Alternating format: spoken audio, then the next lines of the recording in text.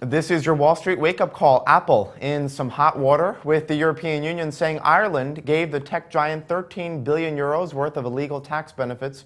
For more, I'm joined now by Jasper Lawler, a market analyst with CMC Markets in London. So Jasper, Apple and Ireland both saying they will appeal the ruling. Explain what happened here.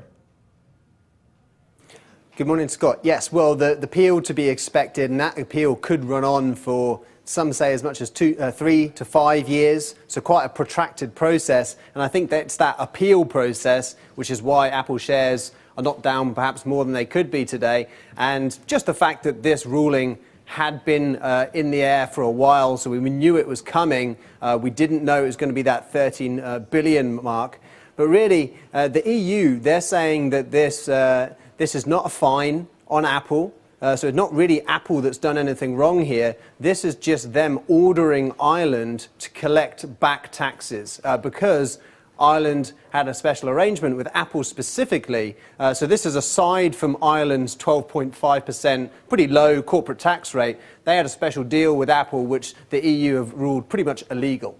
Well, and the EU also saying that Ireland has been helping lower Apple's taxes for 20 years? Absolutely. This goes back before the iPhone. So this was when Apple was a struggling computer maker with just the MacBooks. Ireland was there, and really for Ireland's motivation and why Ireland at the moment are saying they don't even want the 13 billion here is because Apple came over and they created jobs, and it was a good environment for Apple as a tech company. Apple had some of the most numbers of people employed in Ireland, but some of the other big tech companies have followed suit. Amazon, Google, Microsoft, Facebook, they all have thousands of employees in Ireland, and from Ireland's perspective, that's been good for their economy in those regions.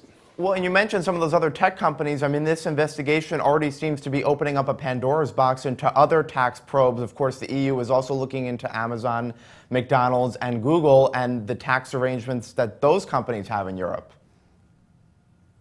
Absolutely. And we've already seen Starbucks get hit with something similar on a much smaller scale with the Netherlands. But I think this is going to be the first of many. And arguably, the EU stepping a bit beyond its remit here. I mean, this is supposed to be a competition commission, really, meant to be regulating competition. You can say that this really is them now regulating taxes. And so I think you can say here that one of the problems with this new move from the EU is that it's going to really make some uncertainty in US companies. You know, the constant fear that perhaps some taxes are going to be collected on a retroactive basis is really going to discourage US and other international companies wanting to invest and hire people in the EU, which is obviously very counter-growth, and reasons why I think this decision is a bad one, and I hope the appeal is successful. Well, and just real quick, do you think it will be successful? Because let's be honest, I mean, $14.5 billion is nothing for Apple, nothing. Well, that's right. I mean, when you look at their total overseas cash, it's something in the region of 180 billion. So small portion of that, they could afford to pay it straight away. But obviously, Apple want to keep their foreign reserves abroad just for that one day in which maybe US corporate tax rates come down and they're allowed to put their funds back abroad. And so they'll be certainly fighting this tooth and nail because still, they can afford it, but they don't want to pay it. All right, well, certainly more to come from this. Jasper Lawler, a market analyst with CMC Markets in London. Jasper, thanks for joining us. Thank you. I'm Scott Gam, and you're watching The Street.